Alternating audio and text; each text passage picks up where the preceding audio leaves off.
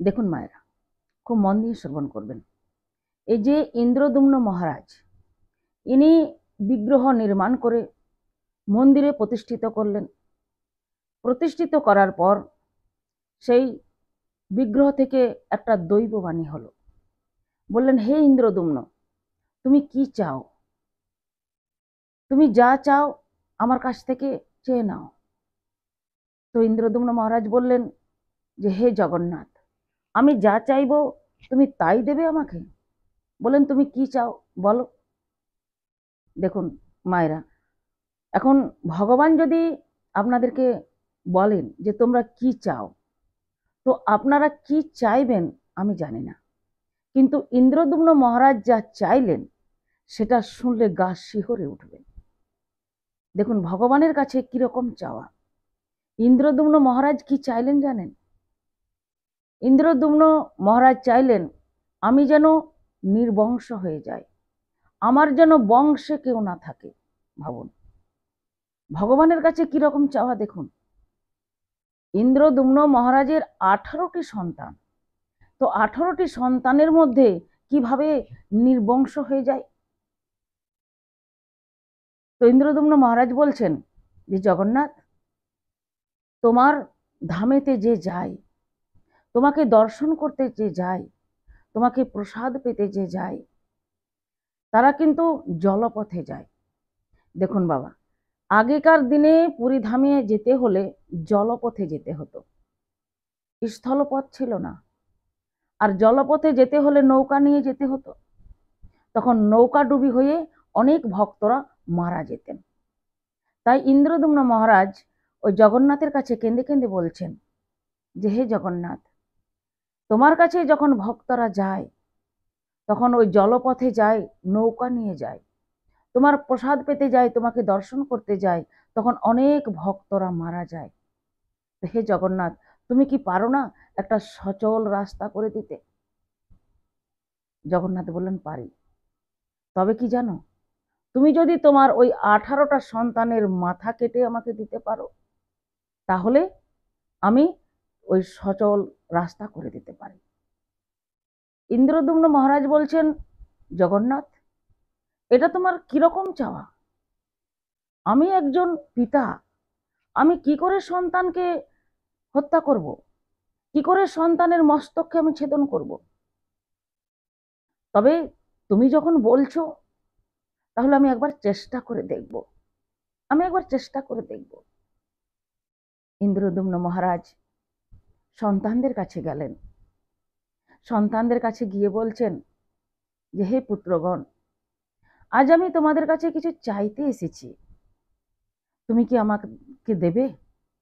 বলেন, হে পিতা, সেটা আমাদের সৌভাগ্য হবে। আপনি কি চান? কারণ এই দেহটা তো আপনারই দেওয়া। আপনি নিশ্চিন্তি মনে আপনি চান, আপনি মনের মধ্যে কোনো সংকোচ করবেন না। ভাবুন,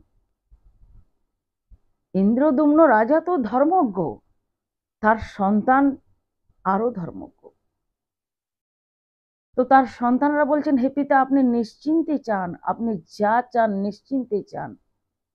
বললেন, হে পুত্রগণ, আমি তোমাদের মস্তকগুলো ছেদন করব, তোমাদের মস্তকগুলো আমার চাই।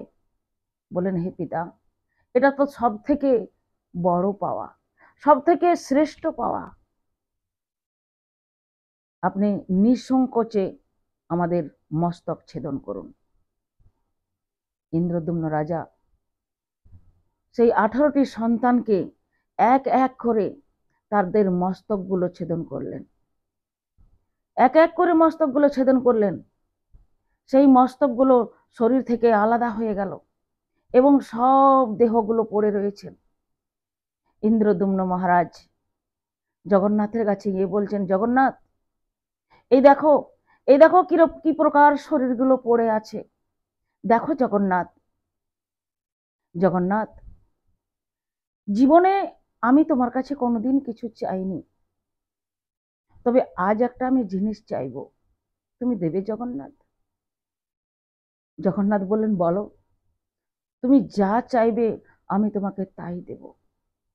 বললেন, হে জগন্নাথ, যখন তোমাকে দর্শন করতে আসবে, ভক্তরা যখন দর্শন করতে আসবে, তোমার প্রসাদ পেতে আসবে, তখন যেন আমার এই সমস্ত সন্তানের মস্তকে সেই ভক্তদের চরণ ধুলি যাতে পড়ে। হে জগন্নাথ, এই কথা আমায় দাও, সমস্ত ভক্তের চরণ ধুলি যাতে আমার সন্তানের মাথায় পড়ে।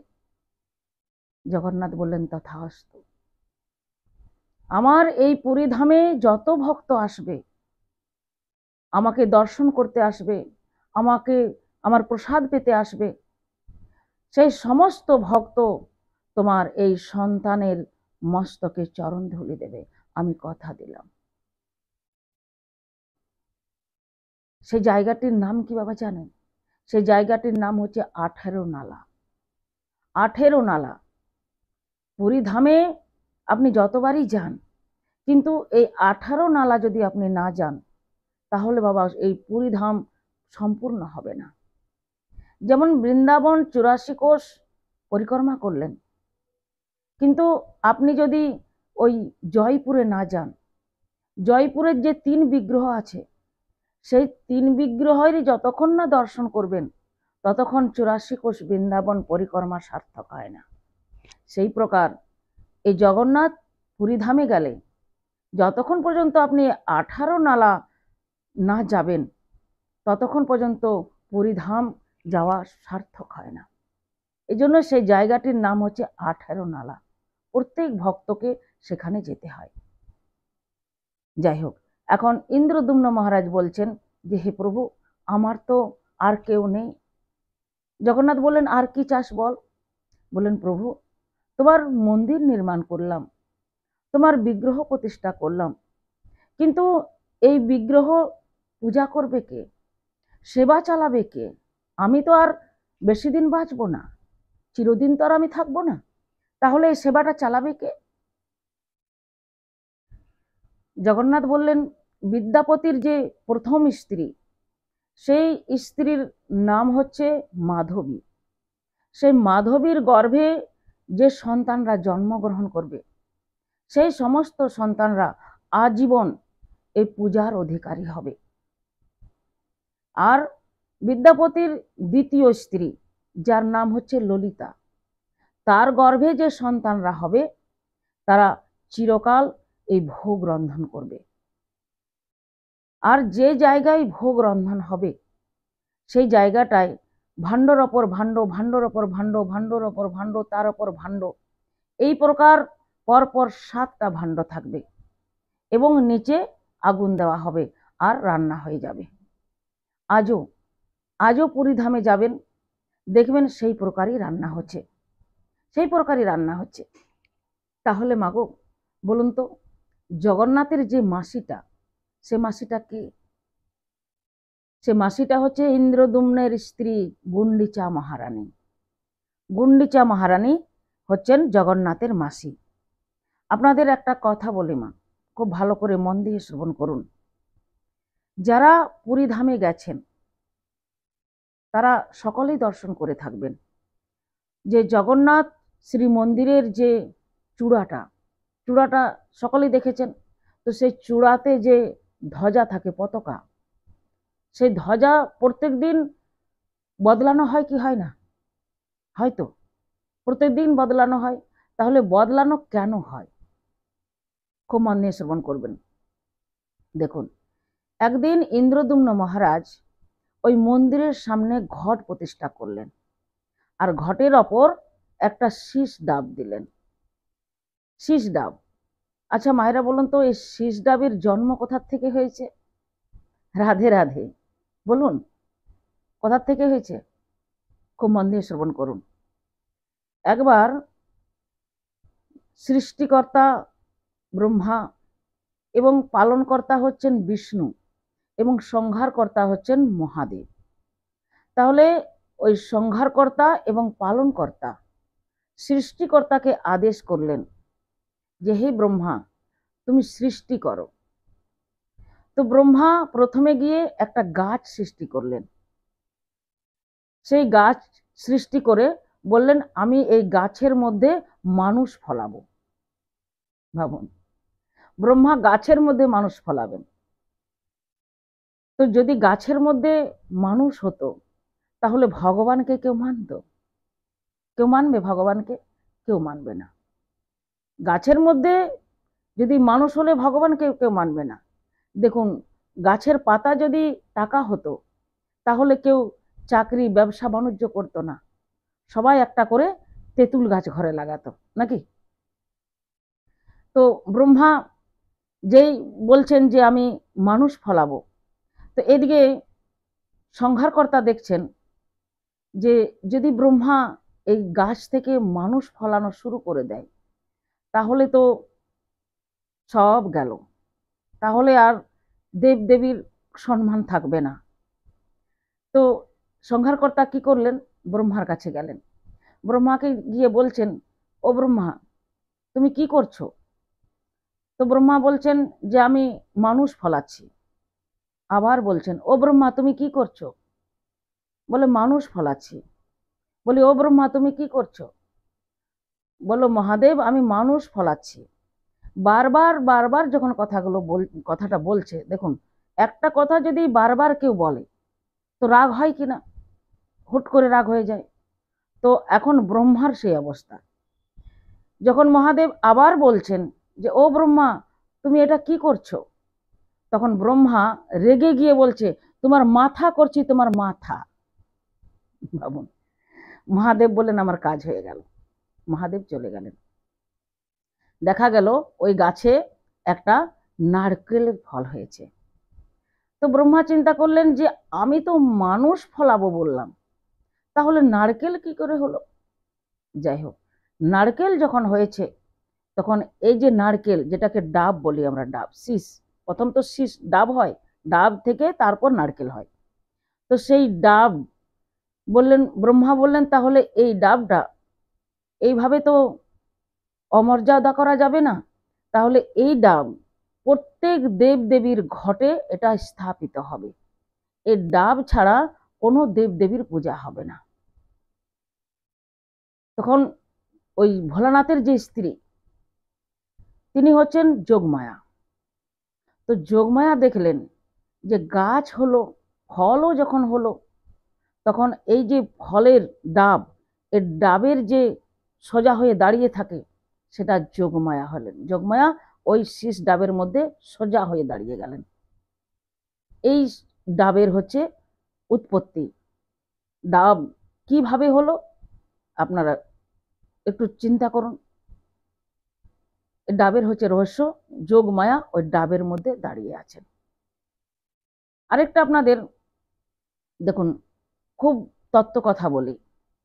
জগন্নাথ পুরী ধামে একজন পানওয়ালা থাকতেন। তো প্রত্যেক দিন সেই পানওয়ালা পান বিক্রি করেন। সকলে যত খদ্দের আসে সমস্ত খদ্দেরকে পান বিক্রি করেন। তো একদিন পান বিক্রি করতে করতে সেই পানওয়ালা মনে মনে চিন্তা করলেন যে আমি তো প্রত্যেক দিন এই পান বিক্রি করি, প্রত্যেক দিন আমি পান বিক্রি করি, কিন্তু এই একটা পান যদি আমি জগন্নাথ মহাপ্রভুর ভোগে লাগাতে পারতাম তাহলে আমার জীবনটা সার্থক হতো। তিনি মনে মনে ভেবেছেন। এখন একদিন রাত্রির অন্ধকারে দুইটি ছোট্ট ছোট্ট বালক ওই পানওয়ালার দোকানে চলে এসেছে রাত্রিবেলায়। আর যেই দোকানে এসেছে সমস্ত দোকানটা আলোকিত হয়ে গেল, সমস্ত দোকানটা ঝলমল ঝলমল করছে। তো পানওয়ালা বলছেন, কে তোমরা এই সময় রাত্রিবেলায়? তো সেই দুটো ছেলে বলছেন যে আমাদের পরিচয় পরে নেবে, আগে আমাদেরকে দুটো পান দাও। বলে, এই রাত্রিবেলায় তোমরা পান খেতে এসেছো, দিনের বেলায় আসো না? বলে, না, দিনের বেলায় পান খাওয়া নিষিদ্ধ আছে, বাড়িতে আমাদেরকে পান খেতে দেয় না, তাই রাত্রিবেলায় লুকিয়ে লুকিয়ে এসেছি পান খাতে, দাও দেখিনি দুটো পান আমাদেরকে। পানওয়ালা খুব সুন্দর করে দুটো পান ওই দুটো ছেলেকে সাজিয়ে দিলেন।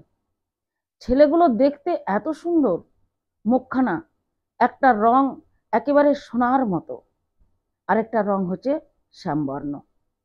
দুইটি ছেলে, ভাবুন এই দুটো ছেলে কে হতে পারে? প্রত্যেক দিন সন্ধ্যাবেলায় এখন ওই ছেলেরা আসে আর পান খেয়ে যায়। আর ওই যে পুরীর পান্ডা, পুরীর পান্ডা সকালবেলায় যখন ওই মন্দির উদ্ঘাটন করেন, মন্দির খোলেন, তখন দেখেন ওই মন্দিরের পাশেই ওই পানের যে পিকগুলো, সে পিকগুলো পড়ে আছে, পানের যে শিরাগুলো, সে শিরাগুলো পড়ে আছে। সে পান্ডা দেখছে এটা তো পানেরই শিরা, তো পান এখানে কোথা থেকে এলো? মন্দিরে তো কোনো পান্ডারা পান খায় না, আর পানের তো ভোগও দেওয়া হয় না, তাহলে এই পান কোথা থেকে এলো? সমস্ত জায়গা পান্ডারা মানে কথাবার্তা চলতে লাগলো। সমস্ত পান্ডাকে জিজ্ঞাসা করা হলো যে পান কে খেয়েছে, পান কে খেয়েছে। কেউ বলছে আমরা পান খাই না। তাহলে পান খেলো কে? তাহলে ভিতরে ঢুকলো কে? বাইরে তো দরজা বন্ধ করা আছে, ভিতর থেকে দরজা বন্ধ করা আছে, তাহলে তো ঢোকার তো আর কোনো উপায় নেই। তাহলে পান খেলো কে? খোঁজ খোঁজ খোঁজ খোঁজ খবর নিতে নিতে নিতে নিতে একদিন সেই পান্ডা সে পানওয়ালার দোকানে গিয়ে পৌঁছেছেন। আর পানওয়ালাকে গিয়ে বলছেন যে পানওয়ালা, আমাদের মন্দিরের কেউ পান খেতে আসে? তো পানওয়ালা বলছে বলা যাবে না, নিষেধ আছে। বলে দেখো, আমি মন্দিরের সব থেকে শ্রেষ্ঠ পান্ডা, বড় পান্ডা, মূল পান্ডা, আমাকে বলাই যেতে পারে, আমাকে তুমি নিঃসংকোচে বলো। তখন সে পানওয়ালা বললেন যে হ্যাঁ, রাত্রিবেলায় দুটো ছেলে আসে পান খেতে। বলে দুটো ছেলে? সে দুটো ছেলে দেখতে কেমন? বলেন দুটো ছেলে, একটা রং হচ্ছে সোনার বর্ণ, আর একটা রং হচ্ছে শ্যামলা বর্ণ, কৃষ্ণবর্ণ। খুব সুন্দর দেখতে, খুব সুন্দর তাদের মুখের হাসি, তাদের শরীরে খুব সুন্দর গয়না পরা থাকে, এবং তারা একজন নীল রঙের বস্ত্র পরে থাকে আর একজন পীতবর্ণের বস্ত্র পরে থাকে। আর তাদের যে শরীরের জ্যোতি, সেই জ্যোতিতে আমার সমস্ত দোকান আলোকিত হয়ে যায়। পান্ডার আর বুঝতে দেরি থাকলো না। পান্ডা বললেন যে দেখো, আজ যদি সেই ছেলেরা আসে পান খেতে, তাহলে তোমাকে আমি একটা মন্ত্র শিখিয়ে দিচ্ছি, তুমি সেটা বলবে। বললেন ঠিক আছে, বলুন। বলেন মন্ত্রটা হচ্ছে এই, যে তুমি বলবে যে আজকে বিনামূল্যে আমি তোমাদেরকে পান দেব না। তুমি কি ওই ছেলে দুটোর কাছ থেকে পয়সা নিতে? বলে না, ওই পয়সা চাইতেই আমি ভুলে যেতাম। যতবার ভাবতাম যে আমি চাইবো চাইবো, কিন্তু তাদের মুখখানা দেখে আমি পয়সা চাইতে ভুলে গেছি। বলেন আজ তুমি তাদের কাছ থেকে মূল্য চাইবে, তুমি বলবে যে আজ বিনামূল্যে আমি পান দেব না। পান্ডা চলে গেলেন। সেই রাত্রিবেলায় আবার সেই পানওয়ালা বসে আছেন, ছেলে দুটো আসবে, ছেলে দুটো আসবে করে। যেই দোকান বন্ধ করতে যাবেন, আর দুটো ছেলে এসে উপস্থিত হলেন। এসে বলছেন পানওয়ালা, পান দাও। পানওয়ালা খুব সুন্দর করে পান সাজালেন, পান সাজিয়ে দিতে গেছেন, হাতটা টেনে নিয়েছেন। বলেন শুনো, এতদিন আমি ফ্রিতে পান দিয়েছি, আজ কিন্তু বিনা পয়সায় আমি পান দেব না, কারণ আমারও তো জীবিকা আছে, আমারও তো ঘর সংসার আছে, ছেলে মেয়ে আছে, এরকম আমি রোজ রোজ ফ্রিতে পান দেব না। তো তারা কি করলেন জানেন? তারা বলছেন পানওয়ালা, আমাদের কাছে তো পয়সা নেই, তবে এই যে উত্তরীয়টা, এই উত্তরীয়টা তুমি রেখে দাও। সেই উত্তরীয়টা হচ্ছে বাবা হীরা মানিক মুক্ত সোনা দানা দিয়ে সুন্দর করে তৈরি করা আছে। বলেন এই উত্তরীয়টা আমাকে রাজা দিয়েছে, এই উত্তরীয়টা তুমি লুকিয়ে রেখে দাও, কাউকে দেখিও না যেন। সেই উত্তরীয়টা দোকানদার, ওই পানওয়ালা রেখে দিলেন। ছেলে দুটো চলে গেল। পরের দিন সকালবেলায় পান্ডা দেখছেন আবার সেই পানের পিক পড়ে আছে। তখন মন্দিরের সমস্ত কাজ করে সেই পান্ডা পানওয়ালার কাছে আসলেন, আর মন্দিরে দেখছেন যে জগন্নাথের গায়ে উত্তরীয়টা নেই। পান্ডা দেখছেন উত্তরীয়টা নেই, জগন্নাথের পান্ডার আর বুঝতে দেরি থাকলো না। পান্ডা সঙ্গে সঙ্গে পানওয়ালার কাছে গেলেন, আর পানওয়ালার কাছে গিয়ে বলছেন পানওয়ালা, ছেলে দুটো এসেছিল কাল রাতে? বলে হ্যাঁ পান্ডা এসেছিলেন। বলে মূল্য দিয়েছে? বলে হ্যাঁ দিয়েছেন। বলে কি মূল্য দিয়েছে? বলেন এই দেখুন, এই উত্তরীয়টা দিয়েছেন। পান্ডা ওই উত্তরীয়টা এবং পানওয়ালাকে নিয়ে মন্দিরে গেলেন। মন্দিরে নিয়ে গেলেন এবং রাজাকে ডাকালেন। রাজাকে ডাকালেন, রাজাকে বললেন রাজা সাহেব, এই হচ্ছে পানওয়ালা, এই পানওয়ালার কাছে আমার জগন্নাথ মহাপ্রভু আর বলদেব দুজনে পান খেতে যায়। সেই পানওয়ালাকে অনেক কিছু হীরা মানিক মুক্তা দিয়ে, অর্থ দিয়ে তাকে সম্মান করলেন। বললেন তুমি ধন্য, তুমি ধন্য যে স্বয়ং মহাপ্রভু জগন্নাথ তোমার দোকানে গিয়ে পান খেয়েছে, তোমার হাতে তৈরি করা পান খেয়েছে, তুমি ধন্য পানওয়ালা, তুমি ধন্য। সেই দিন থেকে আরম্ভ হলো পুরী ধামে ভোগের সঙ্গে পান দেওয়া। সেই দিন থেকে পানের প্রথা আরম্ভ হলো। বলো রাধে রাধে। যাই হোক, আজকে তো অনেক সময় হয়ে গেছে, আজ আমি এইখানেই কথার বিশ্রাম দিচ্ছি। আগামীকাল আবার এখান থেকে শুরু করব। জয় রাধে।